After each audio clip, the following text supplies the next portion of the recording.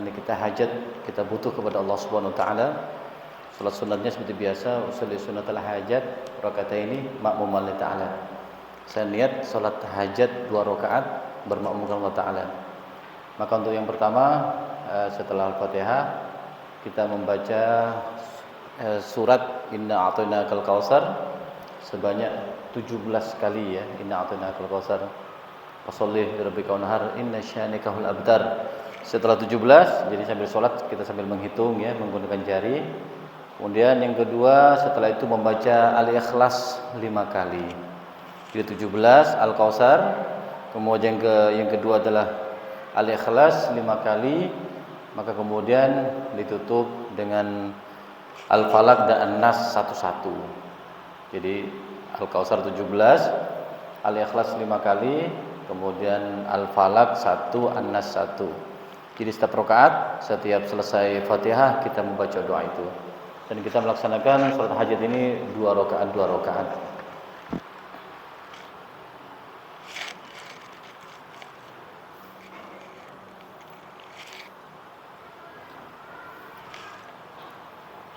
Salat hajat rakaatain.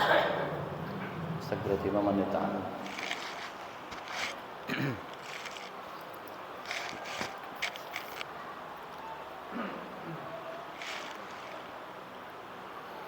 Allahu Akbar.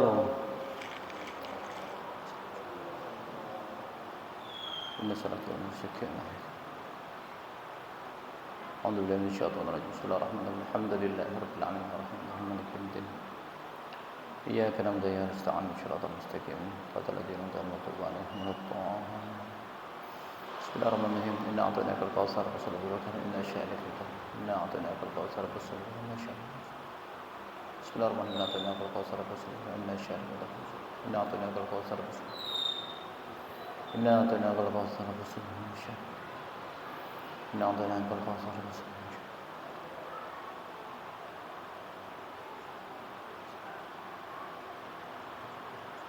Inna a'tainakal kautsar fasholli inna syanikal. Inna a'tainakal kautsar fasholli. Inna a'tainakal kautsar fasholli.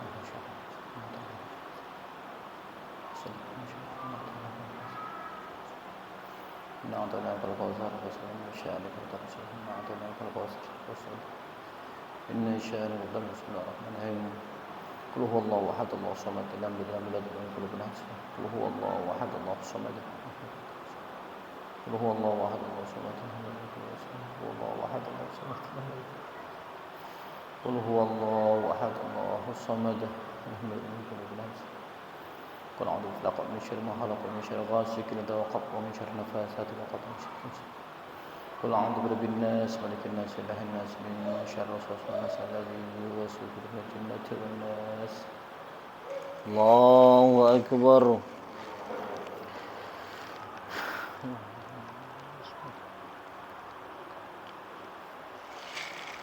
Sami Allahu liman hamidan.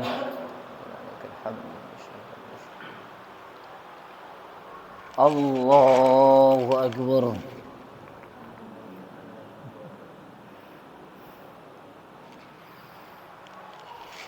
Allahu akbar.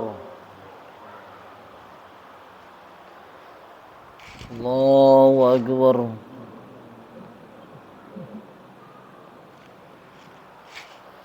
Allahu akbar. Bismillahirrahmanirrahim. Alhamdulillahirrahmanirrahim. Maliki yaumiddin. Iyyaka na'budu wa iyyaka nasta'in. Shiratal mustaqim. Shiratal ladzina an'amta 'alaihim ghairil. Bismillahirrahmanirrahim. Inna a'tainakal kautsar fasholli li rabbika inna syanikal. Inna a'tainakal kautsar fasholli. Inna a'tainakal kautsar fasholli li rabbika. Inna a'tainakal kautsar fasholli li rabbika. Inna a'tainakal kautsar fasholli li rabbika. Inna a'tainakal kautsar fasholli li rabbika. Inna a'tainakal kautsar fasholli. Inna a'tainakal kautsar fasholli. Inna a'tainakal kautsar fasholli. Inna a'tainakal kautsar fasholli. Inna a'tainakal kautsar fasholli. Inna a'tainakal kautsar fasholli. Inna a'tainakal kautsar فصل لربك وانحر إن شانك الأبتر إنا أعطيناك الكوثر فصل إنا أعطيناك الكوثر فصل لربك وانحر إن شانك الأبتر إنا أعطيناك الكوثر فصل لربك وانحر إن شانك الأبتر بسم الله الرحمن الرحيم قل هو الله أحد الله الصمد لم يلد ولم يولد قلوبنا هاد بسم الله قل هو الله أحد الله الصمد لم يلد ولم يولد قلوبنا هاد قل هو الله أحد الله الصمد لم يلد ولم يولد قلوبنا هاد قل هو الله أحد الله الصمد لم يلد ولم يولد قلوبنا هاد قل هو الله أحد الله الصمد لم يلد ولم يولد قلوبنا هاد قل أعوذ بفلق من شر ما خلق ومن شر غاسق إذا وقب ومن شر النفاثات في العقد ومن شر حاسد إذا حسد بسم الله الرحمن الرحيم قل أعوذ برب الناس ملك الناس إله الناس من شر الوسواس الخناس الذي يوسوس في صدور الناس من الجنة والناس الله أكبر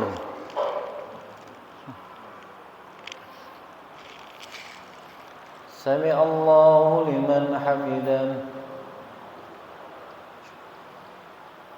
الله أكبر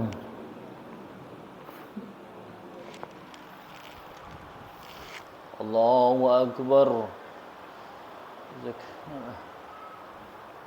الله أكبر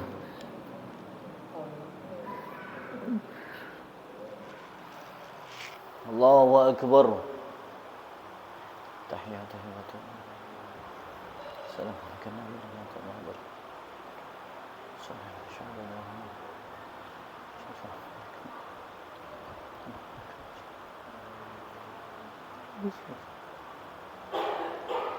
السلام عليكم ورحمة الله السلام عليكم ورحمة الله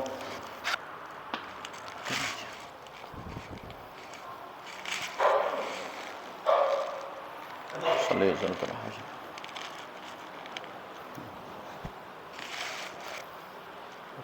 ومن تعالى الله أكبر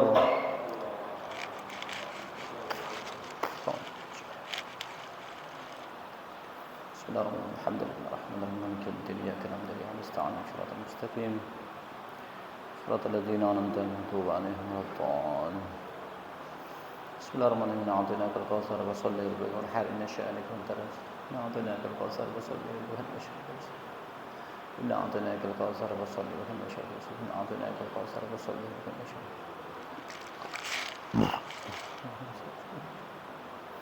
إنا أعطيناك الكوثر فصل لربك إنا أعطيناك الكوثر فصل أعطيناك الكوثر فصل إنا أعطيناك الكوثر فصل إنا أعطيناك الكوثر فصل إنا أعطيناك الكوثر فصل إنا أعطيناك الكوثر فصل إنا أعطيناك الكوثر فصل إن شأنك ودرس إنا أعطيناك الكوثر فصل إن شأنك هو الأبتر بسم الله الرحمن الرحيم قل هو الله أحد الله الصمد لم يلد ولم يولد قل هو الله أحد الله الصمد لم يلد ولم يولد قل هو الله أحد الله الصمد لم يلد ولم يولد قل هو الله أحد الله الصمد لم يلد ولم يولد قل هو الله أحد الله الصمد لم يلد ولم يولد بسم الله الرحمن الرحيم قل أعوذ بفلق من شر ما خلق ومن شر غاسق إذا وقب من شر النفاثات في العقد ومن شر حاسد إذا حسد بسم الله الرحمن الرحيم قل أعوذ برب الناس ملك الناس إله الناس من شر الوسواس الخناس الذي يوسوس في صدور الناس من الجنة والناس الله أكبر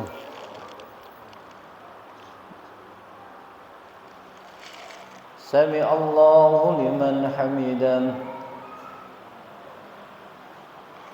الله أكبر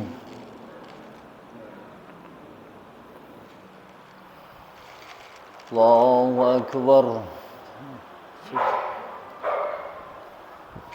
الله أكبر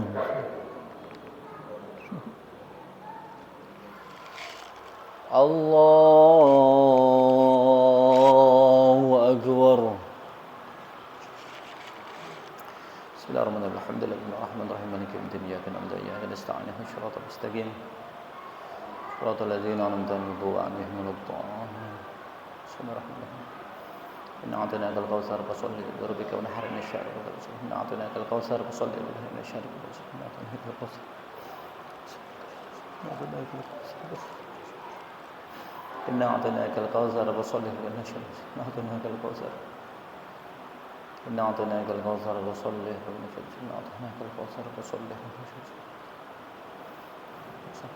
أعطيناك الكوثر فصل للحق عشاء إنا أعطيناك الكوثر فصل للمشرق إنا أعطيناك الكوثر فصل للمشرق أعطيناك الكوثر فصل للمشرق أعطيناك الكوثر فصل للمشرق أعطيناك الكوثر فصل للمشرق أعطيناك الكوثر فصل للمشرق إنا أعطيناك الكوثر فصل للمشرق بسم الله الرحمن الرحيم قل هو الله أحد الله الصمد لم يلد ولم يولد ولم يكن له كفوا أحد قل هو الله أحد الله الصمد قل هو الله أحد الله الصمد لم يلد ولم يولد ولم يكن له كفوا أحد قل هو الله أحد الله الصمد لم يلد ولم يكن له كفوا أحد قل هو الله أحد الله الصمد لم يلد ولم يكن له كفوا أحد بسم الله الرحمن الرحيم قل أعوذ برب من شر ما خلق ومن شر غاسق إذا وقب ومن شر النفاثات في العقد ومن شر حاسد إذا حسد بسم الله الرحمن الرحيم قل أعوذ برب الناس ملك الناس إله الناس من شر الوسواس الخناس الذي يوسوس في صدور الناس من الجنة والناس الله أكبر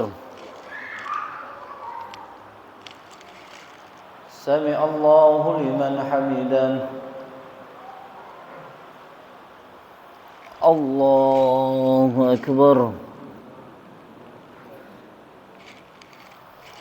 الله أكبر الله أكبر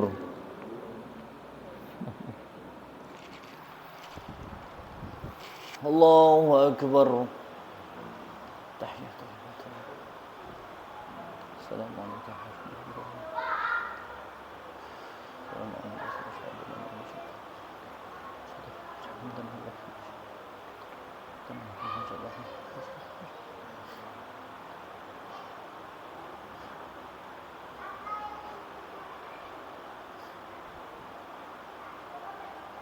السلام عليكم ورحمة الله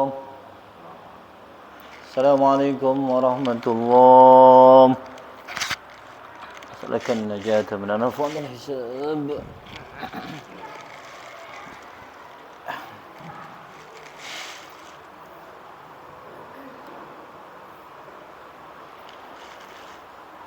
para jamaah yang diberikan Allah Subhanahu wa taala, untuk amalan yang kedua ini kita membaca surat Yasin bersama-sama. Nanti ketika sampai kepada ayat Salamun qawlan mir rabbir rahim, kita membaca sebanyak 313. Jadi Yasin cukup sekali, tetapi tetap ketika sampai kepada Salamun qawlan mir rabbir rahim, kita ulang-ulang sebanyak 313 kali. InsyaAllah setelah itu kalau ada waktu, nanti mungkin sekilas saya menyampaikan tentang Rabu Wekasan, insyaAllah.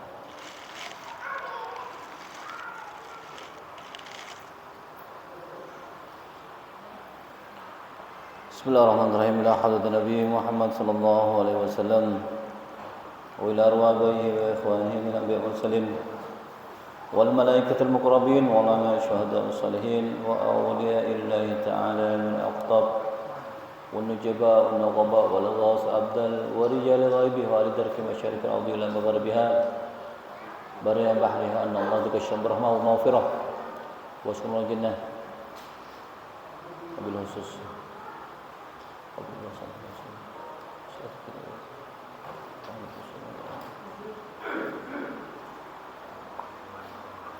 khususulina umatul muslimin amma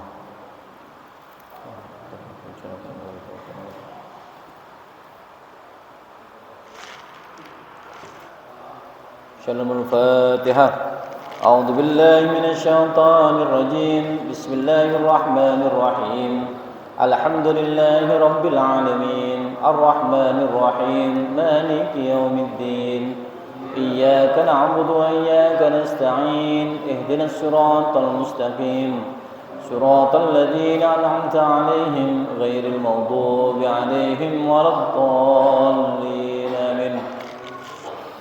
أعوذ بالله من الشيطان الرجيم بسم الله الرحمن الرحيم ياسين والقرآن الحكيم إنك لمن المرسلين على صراط مستقيم تنزيل العزيز الرحيم لتنذر قوما ما أنذر آباؤهم فهم غافلون لقد حق القول على أكثرهم فهم لا يؤمنون إنا جعلنا في أعناقهم أغلالا فهي إلى الأذقان فهم مقمحون وجعلنا من بين أيديهم سدا ومن خلفهم سدا فأغشيناهم فهم لا يبصرون وسواء عليهم أنذرتهم أم لم تنذرهم لا يؤمنون إنما تنذر من اتبع الذكر وخشي الرحمن بالغيب فبشر بمغفرة وأجر كريم إنا نحن نحيي الموتى ونكتب ما قدموا وآثارهم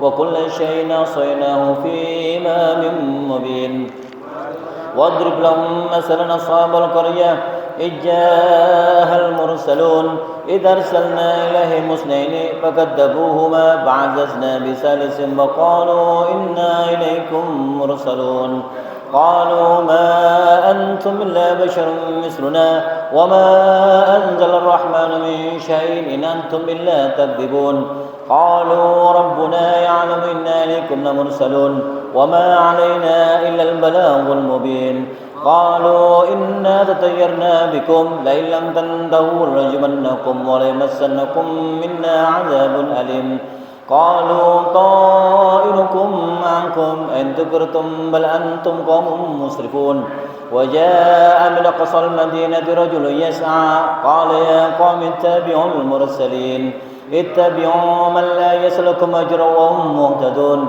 وما لي لا أعبد الذي فطرني وإليه ترجعون أتخذ من دونه آلهة إذن الرحمن بضر لا تغني عني شفاعتهم شيئا ولا ينقذون إني دل في ضلال مبين إني آمنت بربكم فاسمعون قيل ادخل الجنة قال يا ليت قومي يعلمون بما غفر لي ربي وجعلني من المكرمين وما أنزلنا على قومه من بعده من جند من السماء وما كنا منزلين إن كانت إلا صحة واحدة فإذا هم خامدون يا حسرة على العباد ما يأتيهم من رسول إلا كانوا به يستهزئون ألم يروا كم أهلكنا قبلهم من القرون أنهم إليهم لا يرجعون وإن كل لما جميع لدينا محضرون وآية لهم الأرض الميتة أحييناها وأخرجنا منها حبا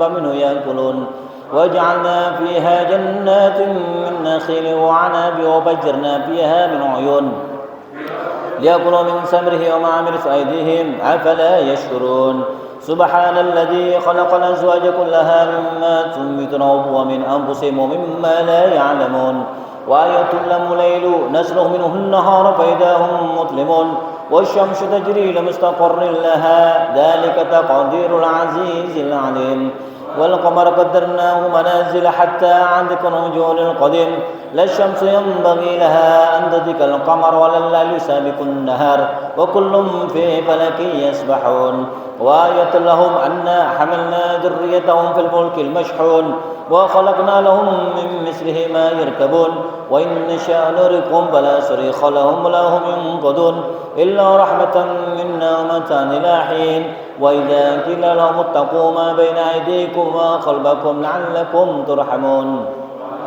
وما تأتيهم من آية من آيات ربهم إلا كانوا عنها معرضين وإذا قيل لهم أنفقوا مما رزقهم الله قال الذين كفروا للذين آمنوا أنطعم لو شاء الله أطعمه إن أنتم إلا في ضلال مبين ويقولون متى هذا الوعد إن كنتم صادقين ما ينظرون إلا صيحة واحدة تأخذهم وهم يخصمون فلا يستطيعون توصية ولا إلى أهلهم يرجعون ونفخ بالصور فإذا هم من الأجداث إلى ربهم ينسلون قالوا يا ويلنا من بعثنا من مرقدنا هذا ما وعد الرحمن صدق المرسلون إن كانت إلا صيحة واحدة فإذا هم جميع لدينا محضرون فاليوم لا تظلم نفس شيئا ولا تجزون إلا ما كنتم تعملون إن أصحاب الجنة اليوم في زول فاكهون هم وأزواجهم في ظلال على الأرائك متكئون لهم فيها فاكهة ولهم ما يدعون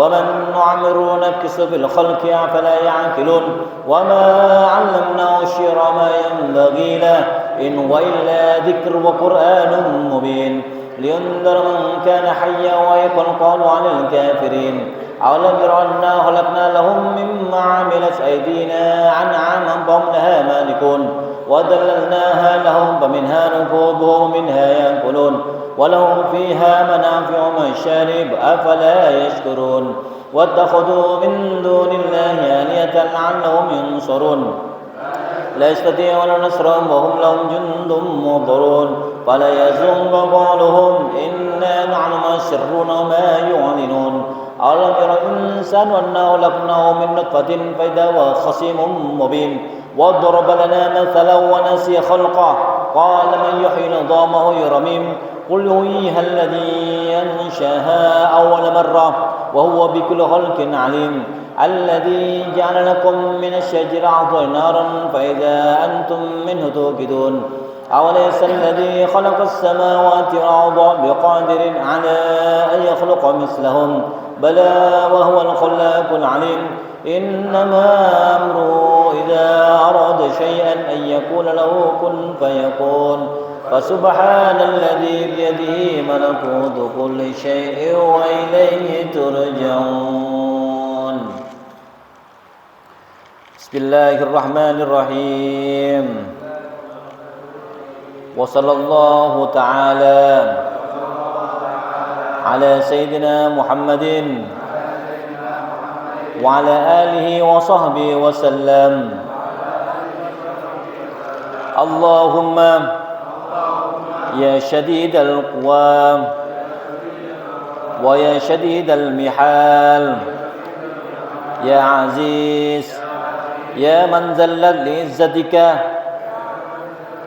جميع خلقك اكفنا من شر جميع خلقك يا محسن يا مجمل يا متفضل يا منعم يا متكرم يا من لا إله إلا أنت ارحمنا برحمتك يا أرحم الراحمين اللهم بسر الحسن وأخيه وجده وأبيه وأمه وبنيه اكفنا شر هذا اليوم وما ينزل فيه يا كافي فسيكفيكهم الله وهو السميع العليم وحسبنا الله ونعم الوكيل ولا حول ولا قوة إلا بالله العلي العظيم وصلى الله تعالى على سيدنا محمد وعلى آله وصحبه وسلم. الفاتحة.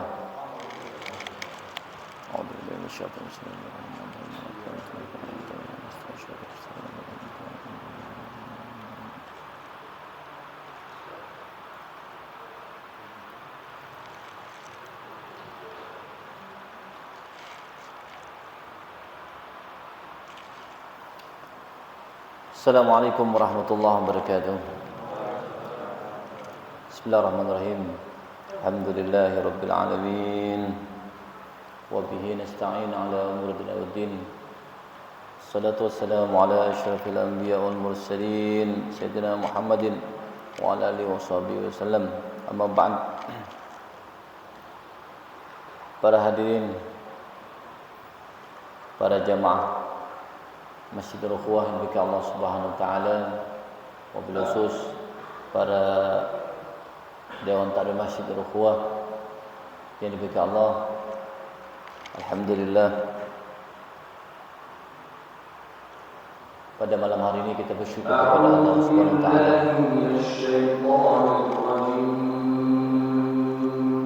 Bismillahirrahmanirrahim.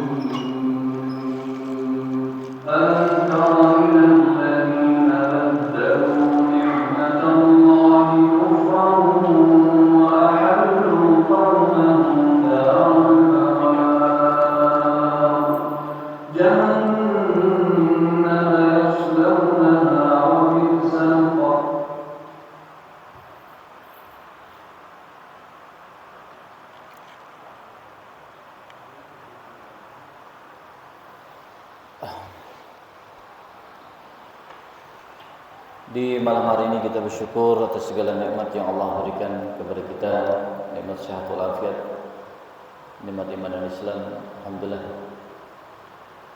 Sama juga nikmat hidayah dari Allah Subhanahu wa taala. Karena nikmat ini kita bisa hadir di masjid yang penuh berkah ini untuk melaksanakan tradisi kita yang sudah turun-temurun, dan hal ini memang sudah dilaksanakan oleh para guru-guru kita sebelumnya. Malam ini kebetulan adalah malam Rabu, ya, hari Rabu dari akhir bulan Safar, yang tentang keberadaan Rabu yang dimaksud dengan Rabu Qasan, memang hal ini banyak kontroversi dari berbagai macam ulama, berbagai macam orang-orang yang beranggapan memang betul seperti disampaikan Nabi Muhammad SAW, la adwa wala hamata wala tiarata wala safarah. Nabi juga mengatakan tidak ada penyakit menular, kemudian tidak ada kalau burung terbang di atas sebelah kanan kita menunjukkan itu adalah keberuntungan. Kalau kita berjalan ada burung terbang sebelah kiri menunjukkan kita akan mendapatkan nasib yang tidak baik. Kemudian kalau ada burung yang bertengger di atas rumah kita menunjukkan orang yang menempati rumah itu akan mendapatkan kesialan. Dan Nabi juga mengatakan wala safarah, tidak ada sial dalam bulan Safar. Betul memang apa disampaikan Nabi Muhammad SAW, karena tidak ada penolakan dari para ulama tentang hal ini. Namun beberapa ulama juga menyampaikan kenapa Nabi Muhammad SAW mengatakan wala safarah. Karena pada tradisi zaman dulu, pada sebelum Nabi Muhammad diangkat menjadi utusan, orang-orang jahiliyah di saat itu betul-betul meyakini dia dan takut terhadap apa-apa yang akan terjadi pada bulan Safar. Karena pada bulan Safar, di saat itu Safar seperti yang pernah saya sampaikan sebelumnya, Safar bermakna kosong, ya. Memang orang-orang terlebih saat itu banyak bepergian. Saya sudah sampaikan dulu pada pengajian sebelumnya. Kemudian juga Safar bisa dimaksud dengan juga asfar, kuning. Karena kebetulan di saat itu juga terjadi penyakit wabah yang pas terjadi pada bulan Safar, sehingga banyak orang-orang yang meninggal. Sehingga orang jahiliyah menganggap ini Safar diklaim namanya, ya. Kemudian diyakini bulan Safar merupakan bulan kesialan, sehingga ketika bulan Safar mereka banyak enggan untuk keluar rumah. Alasannya apa? Takut katanya. Maka oleh sebab itu Nabi mengatakan enggak usah terlalu khawatir dengan Safar. Maka dengan bulan Safar itu maksud Nabi, ya silakan aktivitas seperti biasa. Jangan membeda-bedakan ini Safar saya diam di rumah, kalau bukan Safar saya keluar lagi, tidak. Jadi maksud Nabi itu jangan terlalu berlebihan kita untuk memaknai dengan adanya bulan Safar itu. Maka pada bulan Safar itu pun Nabi Muhammad SAW mengikis habis, ya, kepercayaan orang jahiliyah, sehingga Nabi pun menikah dengan istri beliau Sayyidatina Khadijah pada bulan Safar, menikahkan putri beliau juga Sayyidatina Fatimah radhiyallahu anha dengan Sayyidina Ali karramallahu wajhah juga pada bulan Safar. Kemudian hal ini bagaimana dengan kontroversi ini? Maka untuk kita menjelaskan tentang Rabu Qasan, ya, Nabi sudah menyampaikan barusan, ya, jangan terlalu khawatir. Betul. Maka ada beberapa ulama mengatakan, dan beliau adalah seorang arif billah, dan itu pun dibahas dalam kitab Kanzun Najah was Surur. Dalam kitab Kanzun Najah was Surur di situ disampaikan oleh beliau bahwa ini adalah orang ahli ma'rifat. Ya, beliau Al-Alama Syekh Ad-Dairabi berkata dalam kitab Mujarrabatnya, beliau menyampaikan bahwa orang yang wali yang dekat dengan Allah Subhanahu wa taala dibuka, ya, kasyafnya oleh Allah. Ternyata beliau juga menyampaikan dalam kitab Kanzun Najah was Surur disampaikan bahwa Allah Subhanahu wa taala di setiap hari Rabu akhir dari bulan Safar, Allah Subhanahu wa taala itu menurunkan sebanyak 320.000 penyakit. Ya, 320.000 penyakit. Kemudian diantara juga bukan hanya penyakit, di situ komplit ada musibah, ada bencana diturunkan pada hari Rabu akhir dari bulan Safar ini.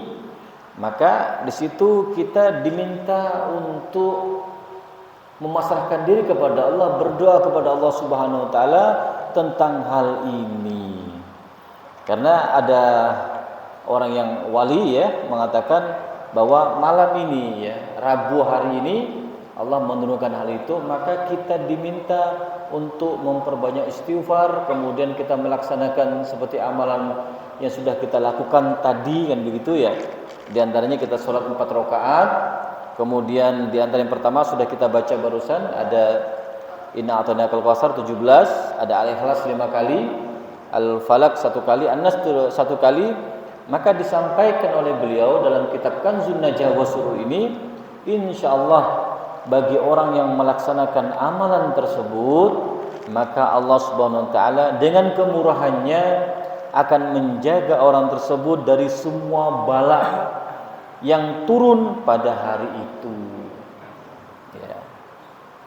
Dan satu bala dari bala yang lain, ya, satu bencana kepada bencana-bencana yang lain, itu akan saling mengitari dia. Jadi dari satu yang lain sampai 320.000 itu kalau dihitung pas dia sambung menyambung sampai 1 tahun penuh. Maka insyaallah dengan yang kita lakukan barusan, amal-amalan sholat, kemudian baca Yasin, barusan dengan salam kolam 13, insyaallah hal ini dengan ikhtiar, insyaallah kita semua akan dihindarkan dari bencana-bencana atau bala yang diturunkan oleh Allah pada hari Rabu Wukasan ini. Jadi Wukasan ini adalah termasuk Rabu pamungkas, Rabu akhir dari bulan Safar. Sekarang kenapa ulama ada sebagian yang meyakini bahwa bulan ini adalah bulan Naas? Ternyata Al-Quran sendiri, kata beliau itu sudah menggambarkan bahwa hari Naas itu juga ada. Dari mana kita tahu hari Naas itu ada? Dan itu ada disampaikan dalam surat Qamar. Jadi ini adalah surat yang menceritakan kepada kita semua bagaimana Allah Subhanahu wa taala itu menurunkan adab kepada kaumnya Nabi Hud. Jadi namanya kaum Ad. Kaum Ad itulah kaum yang di dalamnya Nabi Hud diperintahkan untuk berdakwah kepada mereka. Kenapa kok mereka berdakwah kepada kaum Nabi Hud? Karena kaum Ad ini adalah peradaban yang sangat canggih. Ya, kaum Ad ini merupakan peradaban yang hebat. Mungkin hingga saat ini ada yang mengatakan tidak ada yang menandingi kehebatan dari kaum Ad itu. Apa kehebatannya? Kaum Ad mereka semua hebat dalam arsitektur pembangunan. Sehingga dengan pembangunan itu mereka menciptakan dunia di surga. Jadi surga dunia. Jadi ketika Nabi Hud menceritakan tentang surga mengalir ya, ada pohon-pohonan kanan kiri, bangunan yang hijau sebagainya. Ini oleh kaum Ad ditiru untuk mereka menandingi tentang surga yang diceritakan oleh Nabi Hud. Sehingga mereka membuat satu bangunan yang hebat yang berlapiskan emas. Terus kanan kirinya juga penuh dengan taman-taman, kemudian dengan sungai yang mengalir dan indah hebat saat itu. Dan kaum Ad oleh Allah Subhanahu wa taala juga diberikan umur panjang. Rata-rata usianya kaum itu hingga mereka dikasih umur panjang sampai umurnya mencapai 1.200 tahun. Di satu orang umurnya bisa mencapai 1.200 tahun. Hebatnya itu ya. Tapi kehebatannya itu mereka dibarengi dengan kesombongan. Mereka bangga dengan dirinya. Ya, mereka mengatakan aku hebat dan tidak ada yang menandingi kehebatanku. Sehingga dengan sombong dan mereka tidak menerima dakwah dari kaum Nabi Hud, maka Allah Subhanahu wa taala kemudian Allah mengadab. Ya. Dalam di sini disampaikan kadzabat adun fa kaifa kana adabi wa nadhir. Ya, kadzabat adun fa kaifa kana adabi wa nudur. Allah mengatakan kaum Ad telah mendustakan rasul mereka. Yang dimaksud itu adalah Nabi Hud. maka betapa dahsyatnya adab, siksa dan peringatanku, kata Allah Subhanahu wa taala. Inna arsalna alaihim rihan sorsoron fi yaumin nahsin mustamir. Maka sungguhnya kami telah mengembuskan angin yang sangat kencang kepada mereka pada hari naas yang terus menerus. Maka dari sini Al-Quran pun sendiri mengatakan bahwa hari naas ada. Kapan? Ya ini yang sudah disampaikan oleh Allah. Allah sendiri menceritakan pada hari naas itulah Allah Subhanahu wa taala mengadab kaum Ad, ya, 7 hari 7 malam ada hembusan angin sehingga bangunannya rusak dan manusia juga banyak mati bergelimpangan. Maka disampaikan oleh ulama, kapan hari naas itu? Maka disampaikan dalam tafsir, hari naas itu adalah yaitu pas bertepatan pada hari Rabu akhir dari bulan Safar.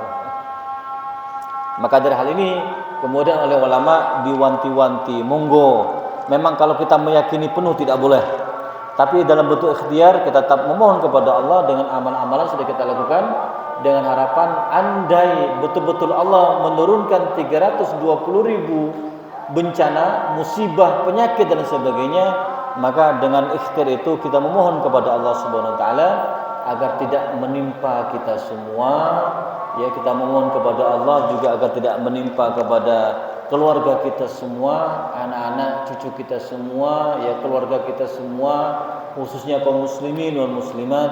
Maka kita mohon kepada Allah dengan kemuliaan, ya, di tempat yang penuh berkah ini, kita meminta kepada Allah agar kita semua diselamatkan dari adab, dari siksa Allah, dari murka Allah, sehingga kita semua dicabut nyawa kita semua dalam keadaan husnul khotimah. Amin Allahumma rabbal alamin. Ya, demikian bisa kami sampaikan. Kurang lebih saya minta maaf. Semoga ibadah kita semua diterima oleh Allah. Akhir minkum wabillahi taufiq wal hidayah. Wassalamualaikum warahmatullahi wabarakatuh.